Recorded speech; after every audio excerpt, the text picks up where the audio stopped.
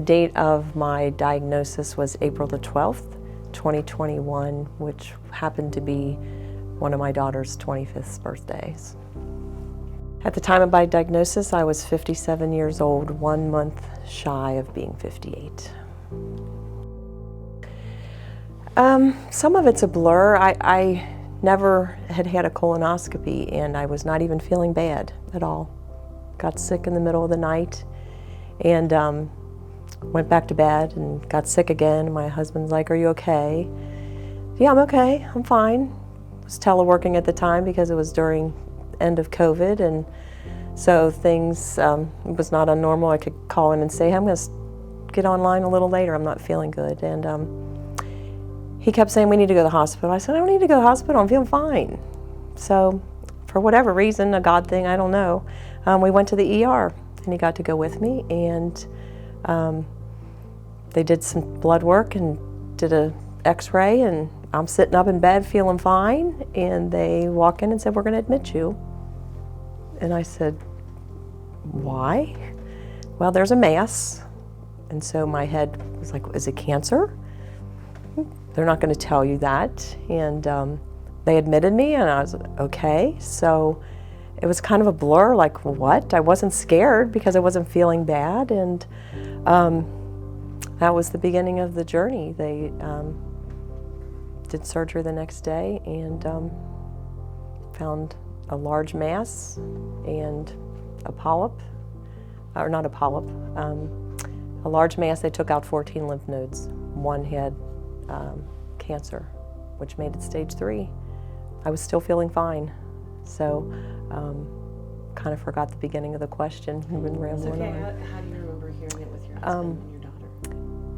You know, they were my support system. The reason, I don't know, I just felt strong for them. I didn't feel like I felt anything. I was so at peace, and I was really more worried about them because they were the ones that were so distraught. But I really, maybe it was just because I wasn't in shock, but it just didn't seem real. It's like, what is this? But they were the ones that were very distraught.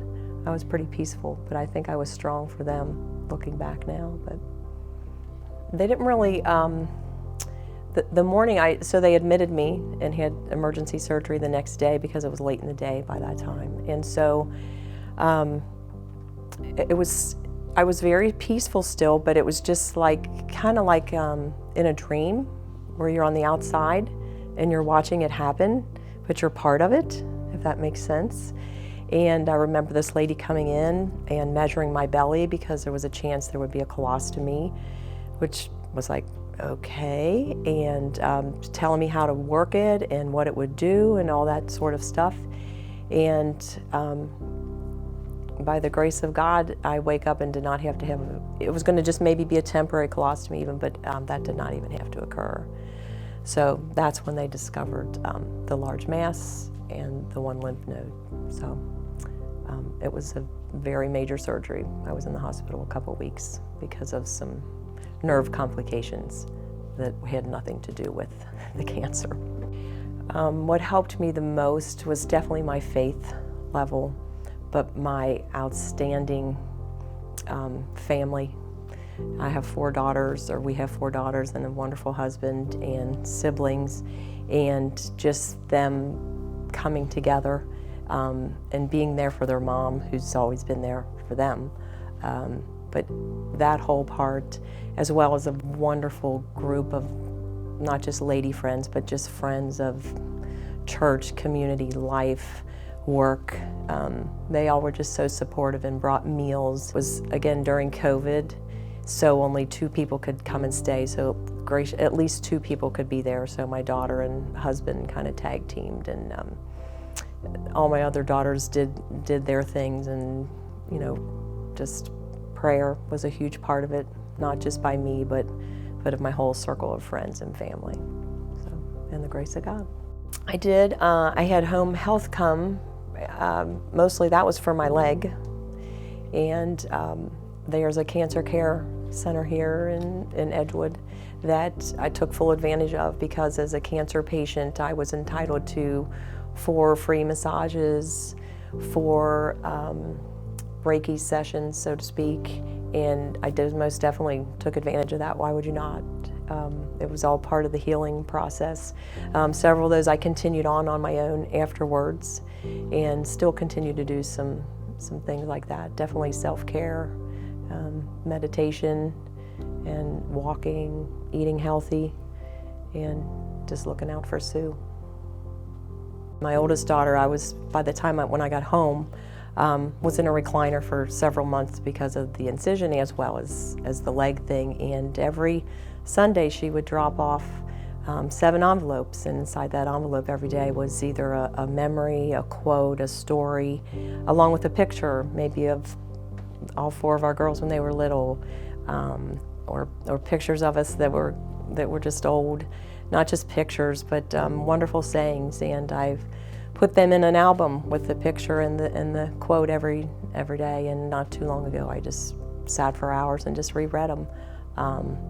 So it still continues on. It's just brought our family closer than it ever even was. I live with gratitude every day. It's on little plaques in my house. I don't need that as a reminder, but it's a wonderful reminder. I am so grateful, not just to my higher power and family and friends, as I said, but just for the gift of life. And I was working at the time. I was eligible to retire, so I've entered full retirement. I've do things with family, which we'd already done. I have 2 granddaughters, 4 and 8 years old, which are the joy of my life as well, and so I get to spend time with them. I have some lady friends that we all retired. I'd never got to do girl trips growing up with 4 young children and stuff, and we've done some wonderful trips, Florida trips, and just some girl things. I just enjoy being outside. I take walks. I can walk now. I don't have a walker or a cane any longer, so love walks. I miss pickleball and things that I used to be able to do, but still there's so many things. Didn't ever have a bucket list, but rode a motorcycle on the back of one for the first time, which I did it more for pride. Everybody else, oh, it was just stuff I've never done. Kayaked and just living life. Grateful that I'm here. I do. I'm doing this for one. I'm not shy about it. I don't feel like I overstep boundaries, but when the opportunity presents itself, I most certainly will share about it. All 4 of our girls I was bad. I didn't get a colonoscopy at 50 because I didn't need a colonoscopy, and back then Cologuard was just coming out, and so I was like, well, I'll just do that. And my insurance denied it at the time, probably because it was so new, or possibly, I don't know. And I thought, oh, well, the heck on you then. I'm not going to get one then. I'm not going to do it. So shame on me that I didn't do that. That's me telling me that.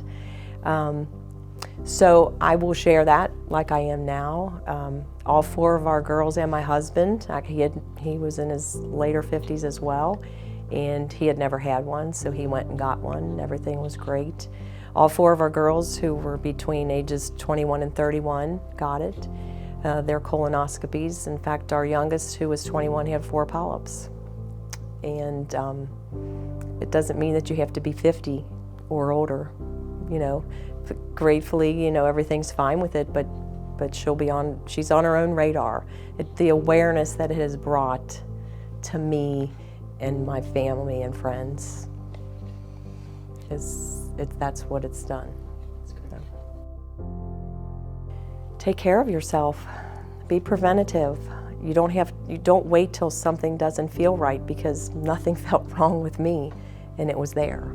So you're your own advocate, so you have to take care of yourself.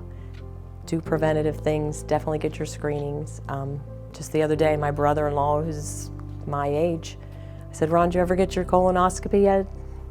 No, not yet. I'm like, dude, look at me. Please, I know. So just keep promoting it and sharing. God is good, one day at a time. Live it one day at a time. Do what you want to do. Love everybody around you. You never know when things are going to change overnight.